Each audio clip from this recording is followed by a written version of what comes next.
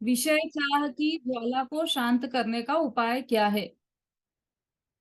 32 participants है, सभी का हैंड रेस हो जाना चाहिए इसमें तो, क्योंकि अपना तो बिल्कुल लेटेस्ट चर्चा चली है। हमारी पिछली कक्षा में ही ये चर्चा चली।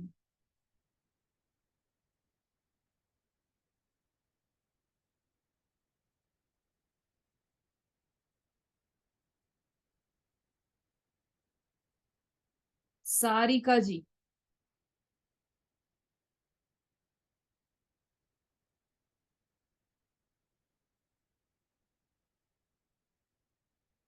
आदित्य। आदित्य जैन।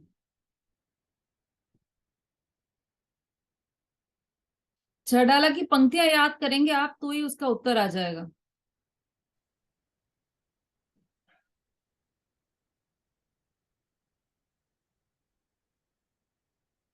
राखी जी।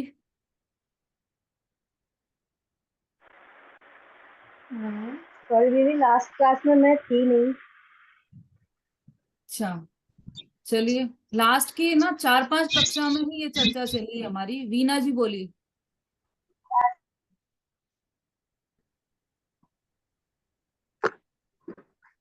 जय जिनेन्द्र दीदी। हम्म। सम्यक ज्ञान के द्वारा। हाँ, सम्यक ज्ञान रूपी बादलों की वर्षा के द्वारा यह चाह रूपी अग्नि शांत की जा सकती है। और इसके अतिरिक्त और कौन सा उपाय है?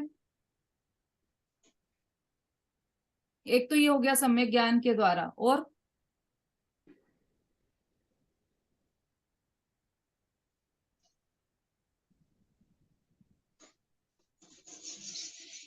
मुझे नहीं पता ये। और आपको नहीं पता? चलिए, और कौन बताएगा, और कौन सा है उपाय? स्वाति जी बोली।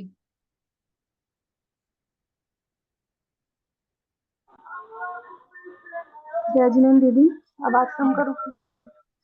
जय जिनेन्द्र दीदी, सम्यक भेद विज्ञान के द्वारा समता रूपी जल से सम्यक के द्वारा इस विषय अग्नि को शांत कर सकते हैं, और विषय समता रूपी जल द्वारा इस विषय चाह भोग। ठीक है, विशु जी बोलिए। आत्मज्ञान के द्वारा। हाँ, तो सम्यक ज्ञान के अतिरिक्त तो और क्या हुआ? एक और क्या उपाय बताया सम्यक ज्ञान के अतिरिक्त?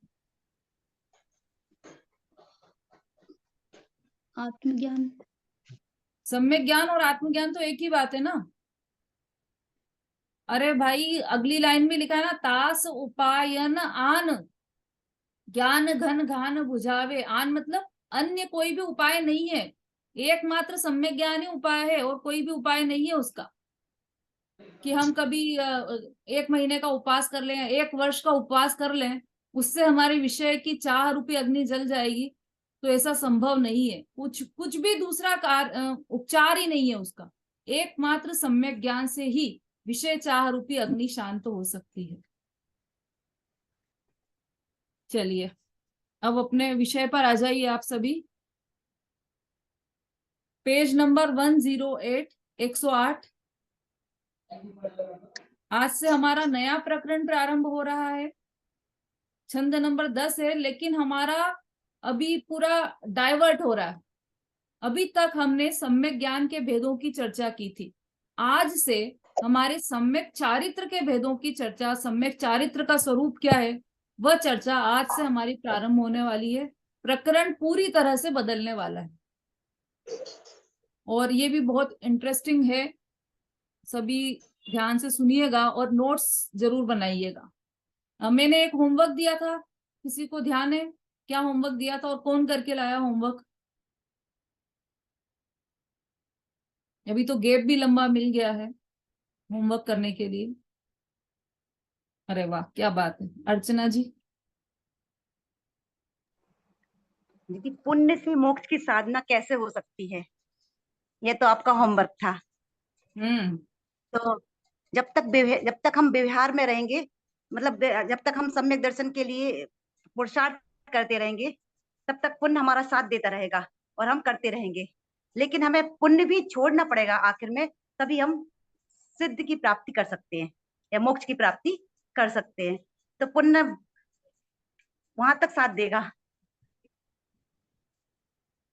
वहां तक साथ देगा। प्रश्न मेरा ये था नहीं, वैसे मेरा प्रश्न ये था कि कौन से परिणाम ऐसा है, शुभ भाव का कौन सा परिणाम ऐसा है जो हमें मोक्ष दिला सकता है, जो हमें मुक्ति दिला सकता है। विशु जी।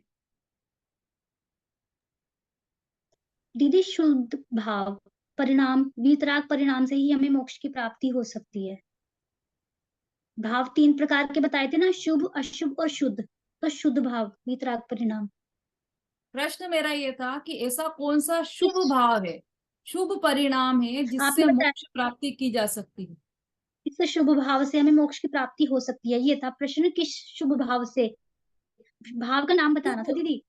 शुभ भाव से ऐसा कौन सा शुभ परिणाम है जिससे हम मोक्ष प्राप्त कर सकते हैं, ये बस वीतराग इतना सा परिणाम हो गया जवाब ना, देना। हाँ वीतराग बोलिए। परिणाम। कौन सा? वीतराग परिणाम। वीतराग परिणाम शुभ परिणाम है क्या? हाँ जी, शुद्ध परिणाम, शुद्ध भाव है ना ये। शुभ, भ बोल रही हूँ मैं, शुभ, शुद्ध नहीं बोल रही हूँ, शुभ बोल रही हूँ। हाँ जी, आप तो शुभ भाव बता रहे हैं, हाँ, पर पता नहीं फिर। चलिए शोभा जी बोलिए। आवाज कम आ रही है क्या? किसी का दीदी मैसेज आ रहा है? हाँ, आवाज आवाज कम आ आ रही रही है है सर? दीदी, आवाज कम आ रही है। एक मिनट। तीर्थंकर, बोलिए। तीर्थंकर जिस शुभ भाव से तीर्थंकर प्रकृति का पुण्य बनता है, उससे मोक्ष की प्राप्ति हो सकती है। उससे मोक्ष की प्राप्ति हो सकती, ठीक है। और कोई? संगीता जी।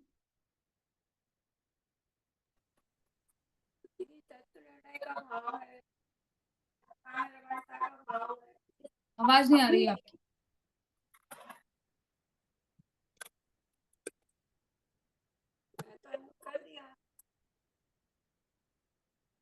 विमलेश जी। जय हिंद दीदी। शुभाशुभ भाव रूप तो सब संसार है दीदी। इन सब से अपने मन को हटा करके और निश्चय सम्यक दर्शन ज्ञान पूर्वक अपनी आत्मा में एकाग्रचित होना, यही मोक्ष मार्ग है। ठीक। रीना जी।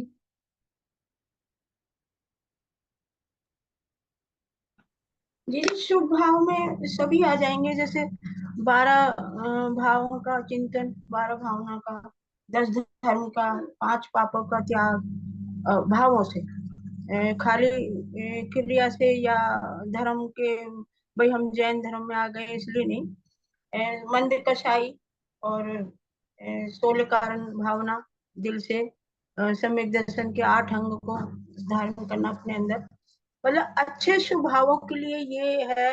मंद कसाई और जो वो होती है, शल्य होती है, उनका ध्यान, मेरे ख्याल से मतलब अच्छे स्वभावों का ही ये जो है आगे के लिए हमारा मोक्ष मार्ग है। ठीक है। आरती जी।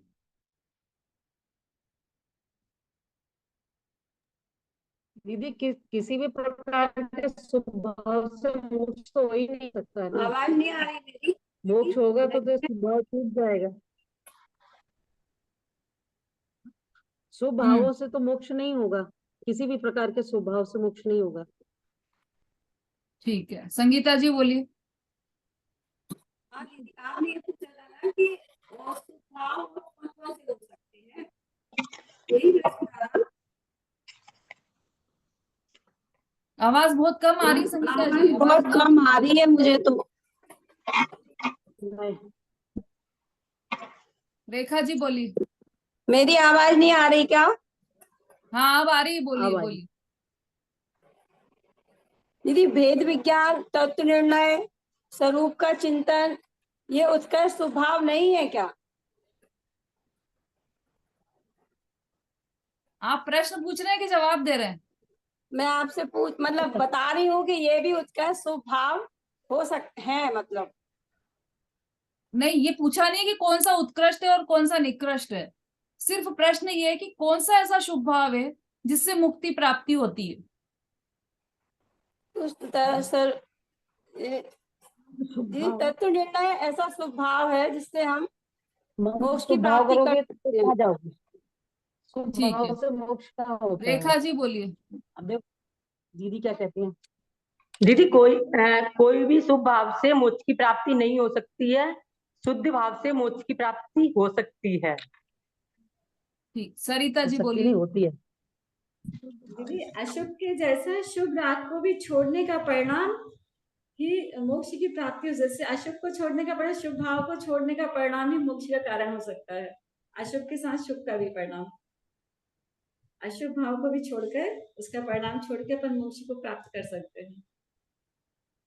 अशुभ भाव को छोड़ने का परिणाम नहीं, अशुभ के जैसे अशुभ को छोड़ा वैसे शुभ भाव को छोड़ने के भाव भी अपने को मोक्ष की प्राप्ति को कारण हो सकते हैं। ठीक है, स्वाति जी। दीदी सच्चे देव शास्त्र गुरु की श्रद्धा और सात तत्वों की सच्ची श्रद्धा, ये भी शुभ के अंतर्गत ही आती है। जय जिनेन्द्र दीदी। हाँ बोलिए समता जी।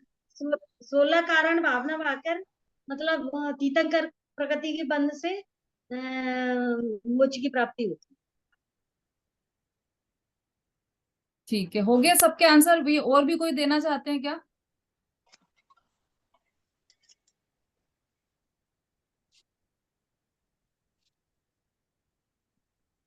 सीमा जी। विशुद्ध परिणाम। हाँ, जय जिनेन्द्र दीदी। शुभाशुभ भाव वे संसार है, इसलिए उनको छोड़कर सन्मुख होकर निश्चय सम्यक दर्शन ज्ञान पूर्वक निज आत्म स्वरूप में एकाग्र होना ये मोक्ष की प्राप्ति। ठीक है, चलिए देखिए, बहुत अच्छा प्रयास किया आप सभी ने। वीना जी आपने दे दिया आंसर? हाँ दे तो दिया दीदी। अभी आपने कहा ना किसी को और कुछ देना हो तो थोड़ा अभी मेरे ये ख्याल आया कि मतलब ये शुभ भाव में ही है कि भाई हम देह और आत्मा को अलग मान्यता तो बदले अपने अंदर। ये जो है ये भी शुभ भाव है कि चाहे हमसे अभी हो नहीं रहा हो, लेकिन अपने अंदर ये जमाना कि मैं अलग हूँ, मैं कौन हूँ और सब पर है, भेद विज्ञान के भाव। ठीक है, सबने बहुत अच्छा प्रयास किया है। जिन्होंने भी आंसर दिया है ना, सभी ने चिंतन तो किया है कम से कम इस बारे में। लेकिन एक बात ध्यान रखिए, चाहे तीर्थंकर प्रकृति का बंध हो, है ना, 16 कारण भावनाएं हो, चाहे सच्चे देवशास्त्र गुरु का श्रद्धा हो, चाहे सच्चे देवशास्त्र गुरु की भक्ति हो, ये सभी शुभ भाव बंध के ही कारण है, मुक्ति के कारण नहीं है। प्रश्न क्या था हमारा कि कौन सा शुभ भाव मुक्ति का कारण है? तो शुभ भाव तो हमेशा जो बंध का कारण है वो मुक्ति का कारण नहीं हो सकता। अब बंध दो प्रकार का, जैसे कोई कैदी हो, कोई चोर हो, तो उसको पुलिस पकड़ कर ले जाए, तो उसको पुलिस ने पहनाई है हथकड़ी, लोहे की हथकड़ी पहनाई और हथकड़ी पहनाकर और जेल में बंद कर दिया। जो जेल बनी हुई है वो लोहे से बनी हुई है, और पास में ही दूसरा कैदी है, उसकी पूरी जेल सोने की बनी हुई है, उसके हाथों में सोने की हथकड़ी है। कौन सा चोर ज्यादा सुखी है? मुक्ति तो दोनों को नहीं है, दोनों को ही बंधन है ना, तो दोनों ही दुखी हैं बंध के कारण। इसी तरह से शुभ भाव हो चाहे अशुभ भाव हो, दोनों ही बंध का कारण है, दोनों ही संसार का कारण है, दोनों में से कोई भी मुक्ति का कारण नहीं है। चाहे वो उत्कृष्ट से उत्कृष्ट शुभ भाव भी हो, वह मुक्ति का कारण नहीं हो सकता। जो बंध का कारण है वो मुक्ति का कारण कैसे हो सकता? अपोजिट चीजें है ना दोनों, है ना।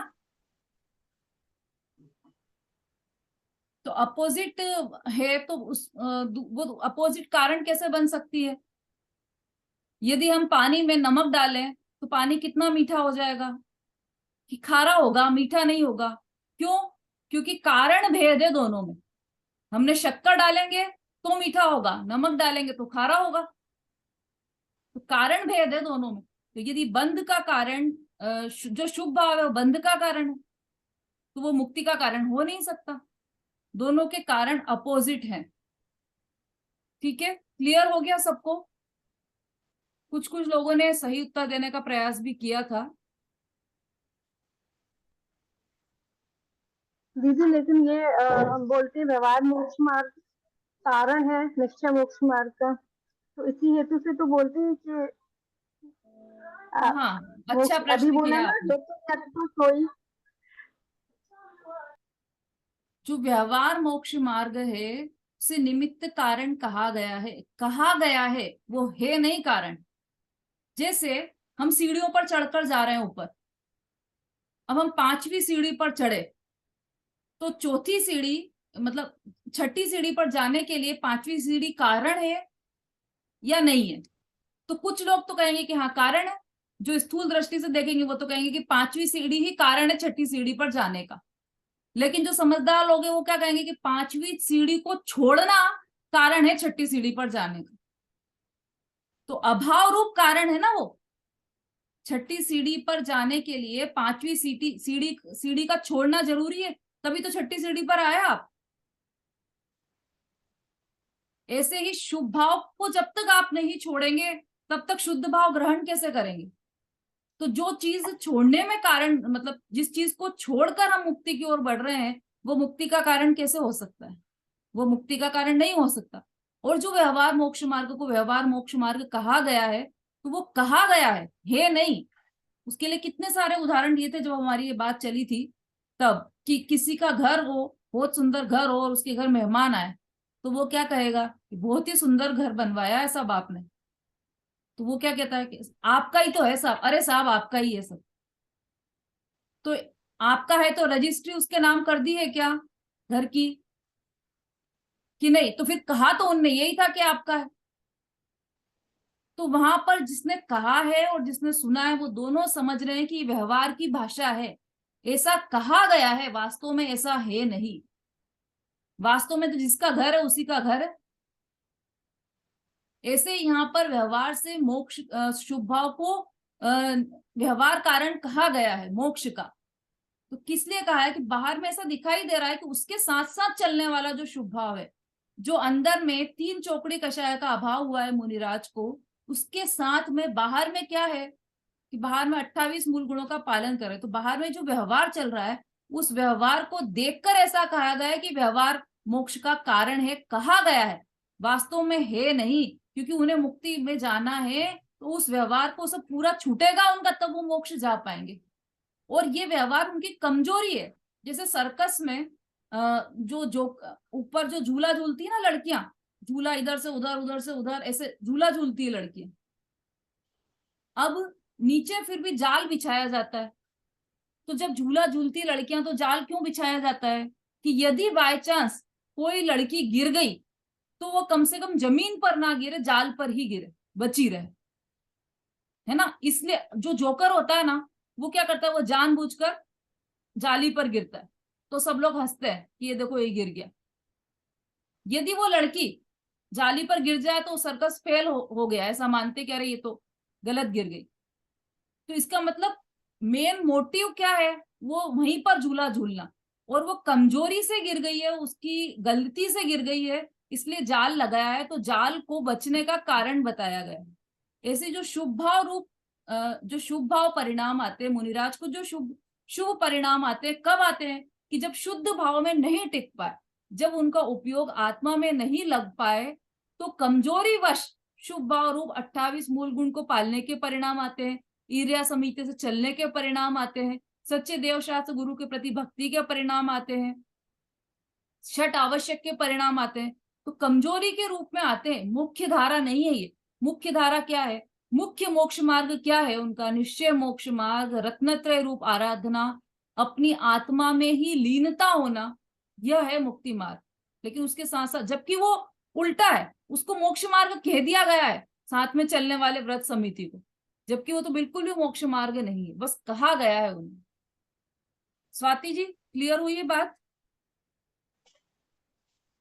जी दीदी, बिल्कुल दीदी। ठीक है, सबको समझ में आ गया कि किसी भी प्रकार का मतलब तीर्थंकर प्रकृति का भी बंध बांधे। तो हमने देखो शब्द ही क्या लिया है वहां, तीर्थंकर प्रकृति का बंध, उसमें नाम ही बंध आ रहा है, तो जो बंध है वो मोक्ष कैसे होगा? तो 16 कारण भावनाएं भाई, तो उससे क्या होगा? तीर्थंकर प्रकृति का बंध होगा, मोक्ष नहीं होगा। मोक्ष तो एक स्वस्वरूप में लीनता से ही, स्वस्वरूप का ज्ञान, स्वस्वरूप की श्रद्धा और स्वस्वरूप की लीनता, ये तीनों रत्नत्रय से ही मोक्ष होगा। इसके अतिरिक्त अन्य कोई भी उपाय नहीं है। चलिए, ये अपने होमवर्क की बात हुई है। एक होमवर्क मैं अगली कक्षा के लिए दे रही हूं आपको। अभी हमारा सम्यक चारित्र का प्रकरण प्रारंभ होने वाला है। इसके पहले हमने सम्यक दर्शन और सम्यक ज्ञान दोनों की चर्चा की, और सबने डायग्राम भी बनाया है सम्यक दर्शन के और सम्यक ज्ञान के भी। तो अब आपको सम्यक दर्शन, सम्यक ज्ञान और सम्यक चारित्र, इन तीनों के डायग्राम बनाकर अपनी कॉपी में, अपने नोट्स में लेकर आना है। तो कल तो नहीं, लेकिन जब हमारी इस वीक की एंड लास्ट कक्षा होगी थर्सडे को, तब आपको ये तीनों डायग्राम्स दिखाने हैं। ठीक है, चलिए पेज नंबर 108 निकाल लीजिए। सम्यक चारित्र का समय और भेद तथा अहिंसानुव्रत और सत्यानुव्रत का लक्षण। छंद पढ़ते हैं। सम्यक ज्ञानी होय बहुरी दृढ़ चारित लीजे, एक देश अरु सकल देश तसु भेद कहीजे, त्रस हिंसा को त्याग व्रथा था वर्ण सहारे, परवदकार कठोर निंद्य नहीं वयन उचारे। सम्यक चारित्र का समय और भेद तथा अहिंसानुव्रत और सत्यानुव्रत का लक्षण। देखिए, अभी तक हमने इसके पहले जो सम्यक दर्शन और सम्यक ज्ञान की चर्चा की थी, अब सम्यक चारित्र की चर्चा यहाँ से प्रारंभ हो रही है। पहले शब्दार्थ देख लेते हैं, फिर इसका अन्वयार्थ पढ़ेंगे। सम्यक ज्ञानी होय, सम्यक ज्ञानी अर्थात सम्यक दर्शन और सम्यक ज्ञान के सहित जो जीव है, जो सम्यक ज्ञानी जीव है, वह होय, होय मतलब होकर, बहुरी, बहुरी